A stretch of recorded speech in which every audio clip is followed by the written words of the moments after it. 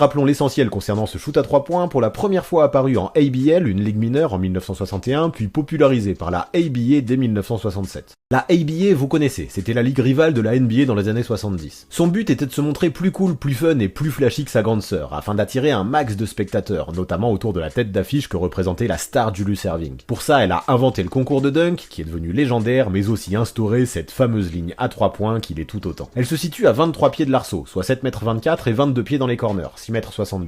Et pour le spectacle, cette fameuse ligne présentait plusieurs avantages, celui de scorer des points plus rapidement évidemment, mais aussi celui d'écarter le jeu pour offrir plus de drive, plus de pénétration, donc plus de dunk. Elle permettait également aux joueurs plus petits de bosser leur shoot pour scorer de plus loin, plutôt que d'aller se faire défoncer dans la peinture par des big men qui n'attendaient que ça. Cela donnait davantage de valeur à l'adresse par rapport au physique et rendait le basket bien plus accessible, c'était important. Pour les fans de toute façon c'était juste parfait, et le basket pratiqué en ABA commençait à faire fureur, à tel point qu'en 1976, cette ligue a pu fusionner avec la NBA pour avoir encore plus d'impact. Et vous connaissez la NBA et son côté fier, impensable pour eux d'accepter directement l'influence d'une ligue qui peu de temps avant était encore considérée seulement comme une ligue mineure. Lors de la fusion, la ligne à 3 points ne fut donc pas introduite, mais au bout de 3 ans il n'y avait plus le choix, c'était une erreur. Cette ligne apportait tellement de bienfaits au jeu qu'il fallait qu'elle appartienne au basket. Aujourd'hui, partout dans le monde, plus personne ne joue sans cette ligne à 3 points devenue essentielle, quelle que soit la catégorie.